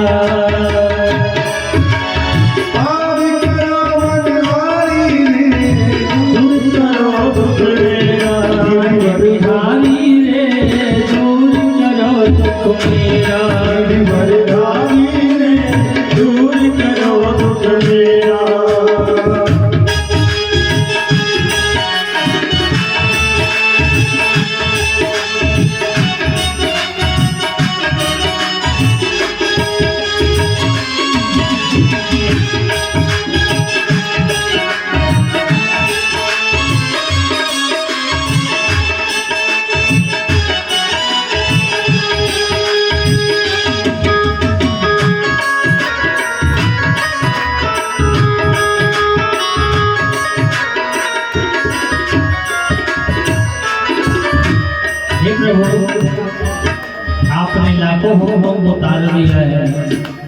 जो भी तुम्हारे दर पर आया है प्रेम से भाव से आपका ध्यान किया है, आपका स्मरण किया है, सच्चे मन से जिसने आपको याद किया है, दुख में आपने उसकी हर प्रकार से सहायता की। हे मेरे प्रभु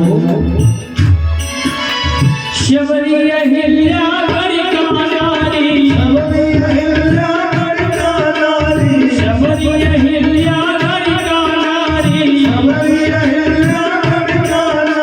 सबही तुमने पार उतारी,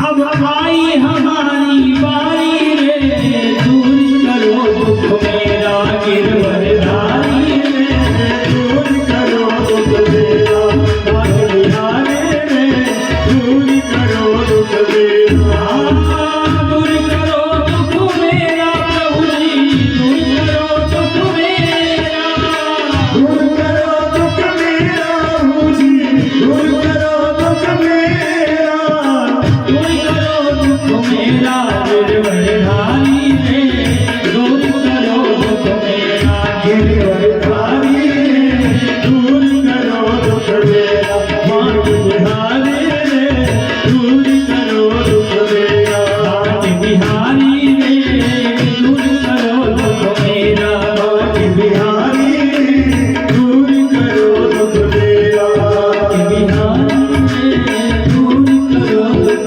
मेरा गिरवरधारी रे, दूर करो दुख मेरा बागबिहारी, दूर करो दुख मेरा। बोले विष्णु भगवान की जय हो। दौड़ी दौड़ी आई भगवान के शरण को पकड़ लिया, तो वो भी रक्षा करो भगवान, सूक्ष्म रूप बनाकर और उत्तरा के गर्भ में प्रवेश किया। कुछ लोग कहते हैं, कुछ संत कहते हैं भगवान ने गर्भ में प्रवेश नहीं किया, लेकिन भागवत कथा बताती है, भागवत में लिखा है भगवान सूक्ष्म रूप बना करके उत्तरा के गर्भ में गए और उस गर्भ की रक्षा किया, उस बालक की रक्षा किया। भगवान गर्भ में गए और रक्षा किया, और उस परीक्षित को, उस बालक को गर्भ में प्रभु का दर्शन हुआ, भगवान ने रक्षा किया, उसको बचा लिया। ब्रह्मास्त्र का असर भगवान ने खत्म कर दिया, और पुनः भगवान चले आए अपने द्वारिका में। इधर समय पूरा हुआ गर्भ का, पांडव के यहाँ उत्तरा के गर्भ से एक सुंदर बालक का जन्म होता है। जन्म हुआ,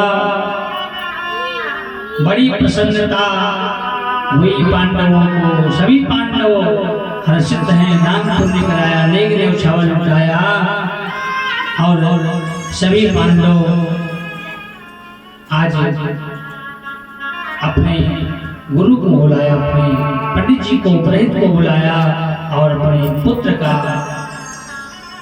नामकरण कराया। समय थोड़ा आगे बढ़ा, नामकरण करवाया, उसका नाम रखवाया, उसके बारे में पूछा।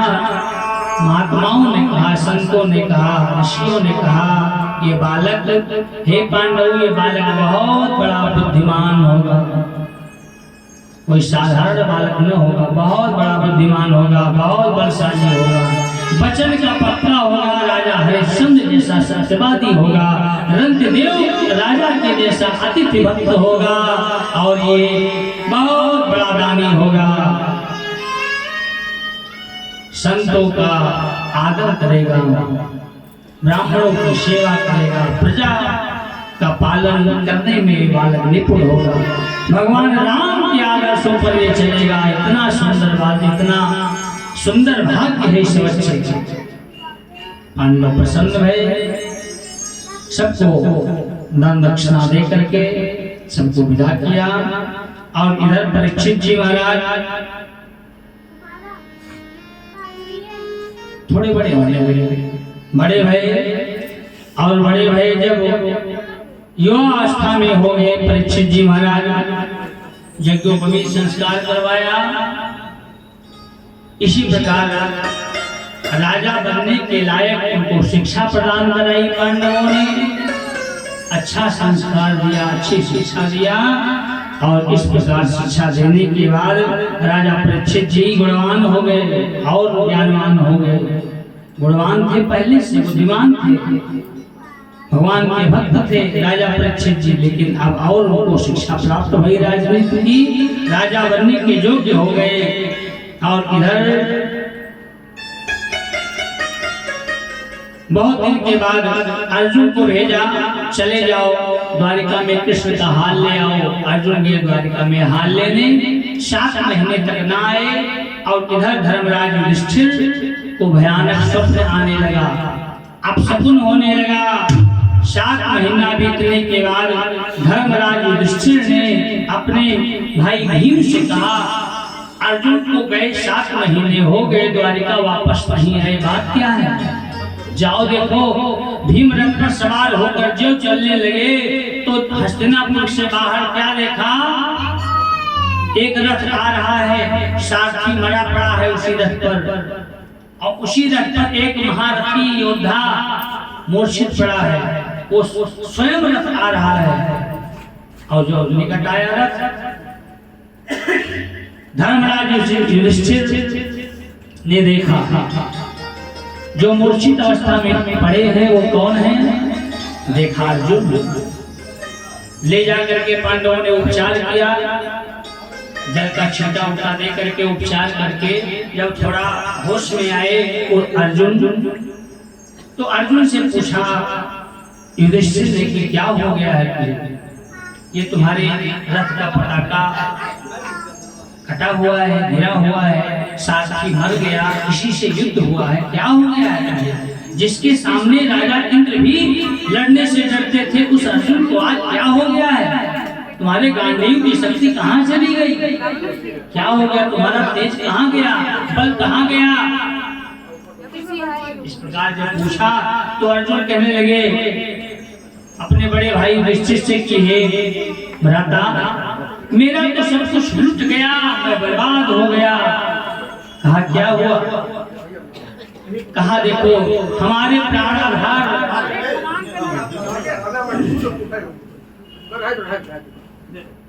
बोले विष्णु भगवान की, तो शंकर भगवान की। अर्जुन ने दुखी मन से कहा हमारे प्राणाधार चले गए, हमारे भ्राता, हमारे परम मित्र चले गए, हम सबको छोड़कर। कौन? युधिष्ठिर ने कहा अरे कहा कृष्ण अपने धाम को चले गए और बिना कृष्ण के ये मेरा जीवन बेकार है। अब मैं जान पाया कि हमारे गांधी धनुष में शक्ति किसके बल पर थी, कृष्ण के बल पर थी। हमारे अंदर जो तेज था, जो बल था, सब कृष्ण के कृपा से था। कुछ नहीं है मेरा तो सब सर्वस्व गया, मैं बर्बाद हो गया, अब जी कर मैं क्या करूंगा। इतना कहकर अर्जुन रोने लगे। पांडवों को भी धर्मराज युधिष्ठिर, भीम, नकुल, सहदेव सबको कष्ट हुआ कि भगवान अपने धाम चले गए, सबको बहुत कष्ट हुआ।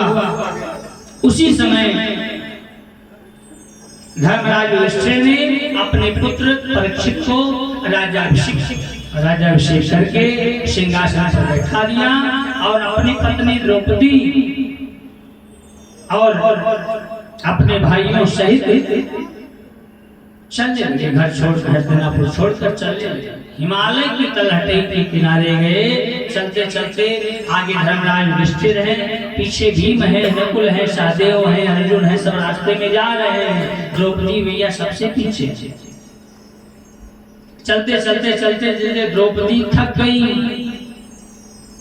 चल पाना मुश्किल हो गया। द्रौपदी का आवाज दिया, सबको अपने स्वामी को आवाज दिया, लेकिन किसी ने द्रौपदी की तरफ देखा ना। आज द्रौपदी को एहसास हुआ कि दुख के समय में, इस अंतिम यात्रा में कोई किसी का साथ नहीं देता है, सबको अकेले ही जाना पड़ता है। आज तो कष्ट हुआ, हमारे 5 पति आगे जा रहे हैं, मैं थक गई हूँ, चल नहीं सकती, फिर भी एक बार मुड़कर नहीं देखा आपको। और इस प्रकार द्रौपदी मैया चलते चलते जब एकदम न चल पाई द्रौपदी मैया, वहीं पर बैठ गई, प्राण विलय हो गया, शरीर छोड़ दिया द्रौपदी मैया ने। 5 आगे जा रहे हैं, जाते जाते कुछ दूर और पहुंचे, हिमालय की तलहटी में जाते जाते कुछ दूर पहुंचे। वहां पहुंचे तो एक एक करके सबका प्राणांत होता गया। इधर पीछे सहदेव, उसके थोड़ी दूर जाने के बाद नकुल, और थोड़ी दूर जाते जाते जाते उत्तर की तरफ हिमालय की तलहटी में, और थोड़ी दूर आगे गए अर्जुन ने शरीर छोड़ दिया, और आगे गए तो भीम ने शरीर छोड़ दिया, केवल अकेले धर्मराज युधिष्ठिर पहुंचे। कहाँ? उत्तर दिशा में स्वर्गलोक के सन्निकट। भगवान के पार्षद विमान लेकर आए और स्वर्ग के द्वार पर, मुख्य द्वार पर खड़े प्रतीक्षा कर रहे थे। स्वागत किया, अभिवादन किया, आइए महाराज। रथ पर तो बैठ, विमान में तो बैठ गए धर्मराज युधिष्ठिर, लेकिन भगवान के पार्षदों से पूछा, हे भगवान के पार्षदों, हमें ये बताइए कि मैं तो विमान में बैठ गया, लेकिन हमारे 4 भाई पीछे आ रहे थे, सब छूट गए हैं। हमारी एक पत्नी द्रौपदी थी, वो भी छूट गई है।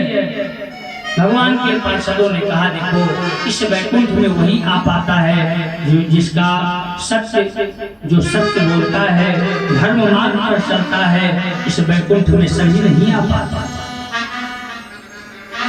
युधिष्ठिर ने कहा, मेरी पत्नी द्रौपदी तो बहुत पतिव्रता है,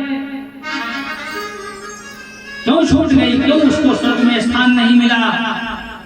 भगवान के पार्षदों ने कहा, उनको स्थान इसलिए नहीं मिला कि द्रौपदी के 5 पति थे, लेकिन उसको, उस द्रौपदी के अंदर एक कमी थी कि वो सबसे ज्यादा अर्जुन से प्रेम करती थी। और 4 लोग हैं, और 4 पतियों से वो प्रेम नहीं करती थी, कम प्रेम करती थी, लेकिन अर्जुन को ज्यादा प्रेम करती थी। तो 5 पति हैं और समभाव उसके अंदर नहीं था, इसलिए उसका प्राणांत हो गया, वो वैकुंठ में नाश है। तो कहा नकुल, सहदेव, भीम, कहा देखो, नकुल को गड़गड़ विद्या का घमंड था, और सहदेव को अपनी सुंदरता का घमंड था, और भीम भैया को अपने गदा के ऊपर घमंड था, अर्जुन को अपने गांडीव धनुष पर घमंड था। तो जिनको घमंड होता है वो वैकुंठ में थोड़े आ पाते हैं। आप उसके योग्य हो वैकुंठ जाने के, इसीलिए आप यहाँ आए हो। यहाँ विमान में बैठकर धर्मराज युधिष्ठिर भगवान के वैकुंठ को चले गए। इस प्रकार पांडवों की लीला समाप्त हुई। बहुत बड़ा है महाभारत, लेकिन थोड़ा सा इसमें आता है क्योंकि परीक्षित का जन्म हुआ है तो उसमें पांडवों को भाई विलय करना है ना। इस प्रकार पांडवों का विलय हो गया, पांडव सब चले गए। इधर राजा परीक्षित राजा बनकर बैठ गए। राजा परीक्षित के राज में प्रजा बड़ी प्रसन्न है।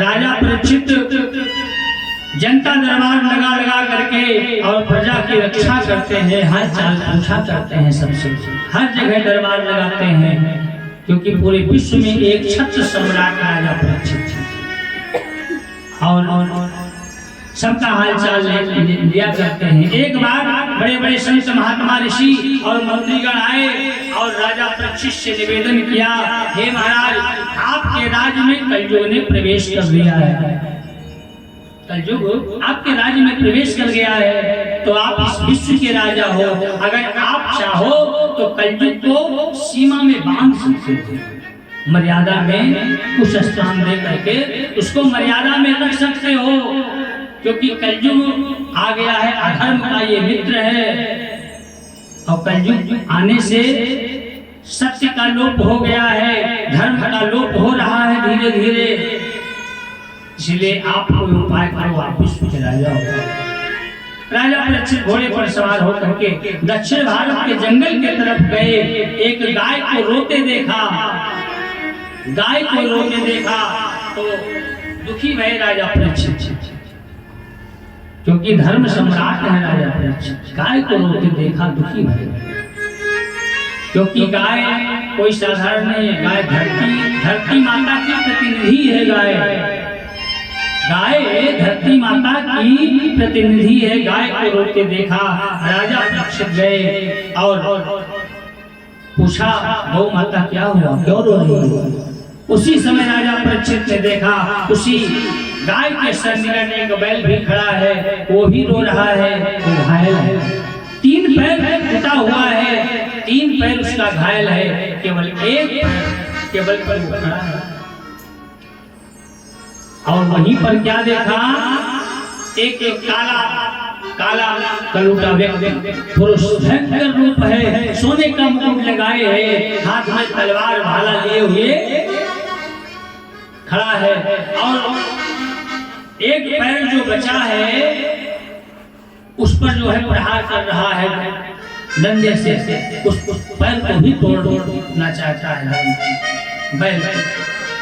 राजा परीक्षित ने देखा, तुरंत रथ में घोड़े से नीचे उतरे, हाथ में नंगी तलवार लेकर के।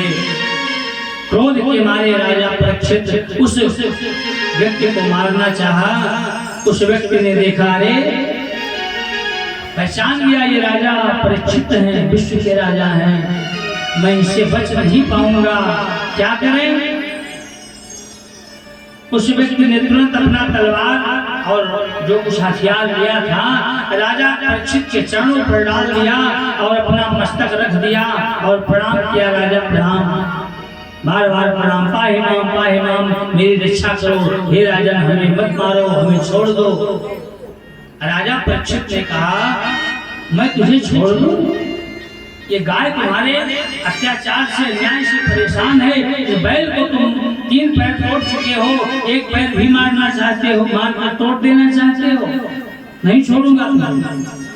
अपना मुंह उतार कर रख दिया, हे राजा, हमें मत मारो, छोड़। कौन हो तुम? उसने कहा, मैं कलयुग हूं, मेरा नाम कली है, मेरा समय आया है, ब्रह्मा जी ने हमें भेजा है, क्योंकि 3 युग बीतने के बाद मेरा नंबर आता है, सतयुग, त्रेता, द्वापर, उसके बाद कलयुग आता है। हमें छोड़ दो, मत मारो, हम तुम्हारी शरण में। तो राजा परीक्षित भगवान राम के आदर्शों पर चलने वाले हैं, सत्यवादी हैं, धर्मनिष्ठ हैं, प्रजापालक हैं, शरणागत को कभी दंड नहीं देते हैं, जो शरण में आ गया उसको कभी मारते नहीं हैं। बड़े धर्मवान राजा है परीक्षित। जब देखा कि मेरे पैरों पर सर रख रो रहा है, गिरा रहा है, याचना कर रहा है, निवेदन कर रहा है, दया आ गई राजा परीक्षित को और वो कलयुग कहने लगा, हमें रहना है मेरा समय आ गया है। हे राजन, आपकी इतनी बड़ी प्रजा है, आप पूरे विश्व के राजा हैं, हजारों लाखों करोड़ आपके प्रजा लोग हैं, उसी में एक मैं भी कहीं पड़ा रहूंगा, हमको भी रहने दो, हमें छोड़। तो कहा तुझे मैं कैसे रहने दूं, तुम्हारे अंदर बुराई ही बुराई है, कोई अच्छाई नहीं है तुम्हारे अंदर। तो कहा नहीं, कलयुग ने कहा हमारे अंदर लाख बुराई है राजन, लेकिन लाख बुराई होने के बाद भी एक अच्छाई है, जो आपके तीनों युग में अच्छाई नहीं थी, वो एक अच्छाई है। कहा क्या? कलयुग कहने लगा यत् फलम नास्ति तपसा ना योगेन समाधिना तद फलम लभते सम्यक खलोके कीर्तना। जो फल सतयुग में न मिला, त्रेता में न मिला, द्वापर में न मिला, वो फल हमारे युग में मिलता है, हर प्राणी को मिलेगा। कहा क्या?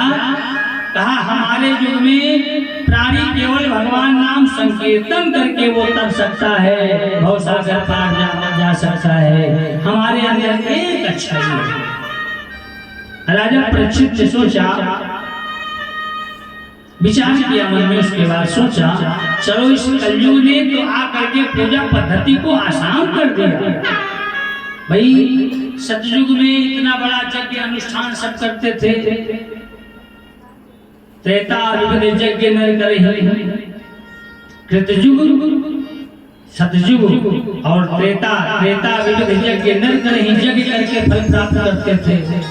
और द्वापर करे रघुपति पद पूजा, भगवान के शरणों की पूजा करते थे, अनुष्ठान करके फल प्राप्त करते थे। और कलयुग में केवल भगवान के नाम का गुणगान करने से प्राणी तर सकता है। ये तो अच्छी बात है, पूजा पद्धति को आसान कर दिया। चलो ठीक है, तुम रह जाओ, हमने तुम्हें माफ किया, चलो लेकिन मर्यादा में रहो, हम तुम्हें रहने के लिए स्थान दे रहे हैं, तुम ऐसे नहीं रहने पाओगे। कहा ठीक है, हमें स्वीकार है, आप जो स्थान देना चाहो हमको। राजा परीक्षित ने कलयुग को 4 स्थान दिया।